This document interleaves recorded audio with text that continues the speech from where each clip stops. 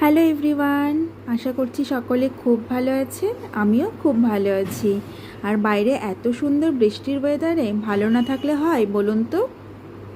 আপনারা হয়তো এতক্ষণে বুঝেই গেছেন যে আজ আমি কি বানাতে চলেছি।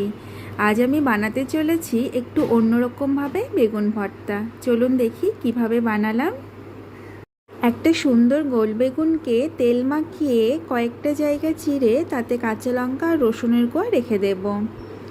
উনুনে পোড়ানোর জন্য আমি বেগুনের সাথে সাথেই একটা দিয়ে দেব টমেটো, তাতেও তেল মাখিয়ে রেখে দেব। হালকা আঁচে দুটোকেই পুড়িয়ে নেব। এরপর অন্যদিকে আমি কয়েকটা পেঁয়াজ, কয়েক কোয়া রসুন, আদা ও কাঁচা লঙ্কা কুচি করে নেব, সাথে সাথে ধনেপাতাও কুচি করে নেব। কর্তামশাই আজ সকালবেলায় বাজার থেকে দুটো সুন্দর সুন্দর বেগুন এনেছে যে এই বৃষ্টির ওয়েদারে রাত্রিবেলায় গরম গরম খিচুড়ি আর বেগুনি খাবে। আর আমি হলাম ভর্তাপ্রেমী মানুষ, তো ওই বেগুন দেখেই আমার মন কেমন জানি ভর্তা ভর্তা করে উঠল। তো আমি ভাবলাম ঠিক আছে, একটা বেগুন দিয়ে আমি এই বেলাতে বেগুন ভর্তা বানিয়ে নিই। আর আজ একটু অন্যভাবে ভর্তাটা বানাবো।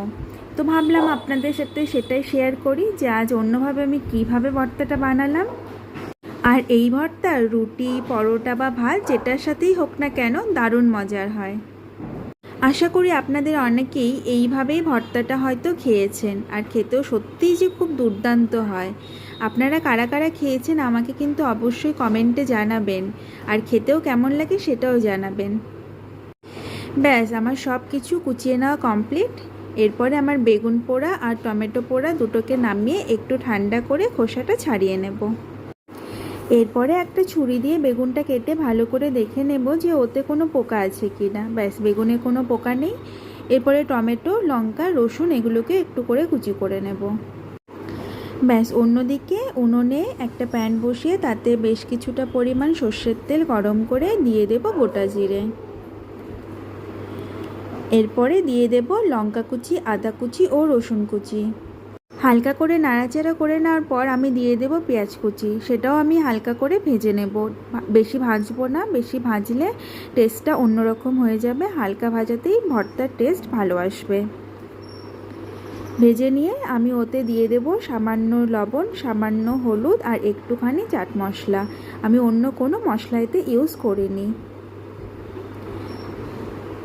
ভেজে নেওয়ার পরে আমি দিয়ে দেব এরপরে বেগুন, টমেটো, লঙ্কা আর রসুন যেগুলো পুড়িয়ে রেখেছিলাম। ব্যাস 2 থেকে 3 মিনিট আমি এইভাবেই নাড়াচাড়া করে নেব। ব্যাস, বেগুন ভর্তা আমার রেডি। আর ভর্তাতে ধনেপাতা কুচি না হলে জমে, দিয়ে দিলাম ধনেপাতা কুচি, ভালো করে মিশিয়ে নেব। আর রেডি আমার বেগুন ভর্তা। আশা করি আপনাদের আমার এই বেগুন ভর্তার রেসিপিটি দেখতে ভালো লাগলো। অবশ্যই জানাবেন কেমন লাগলো। আজ তাহলে আসি, আবারও দেখা হবে অন্য রান্নার ভিডিওতে। ধন্যবাদ।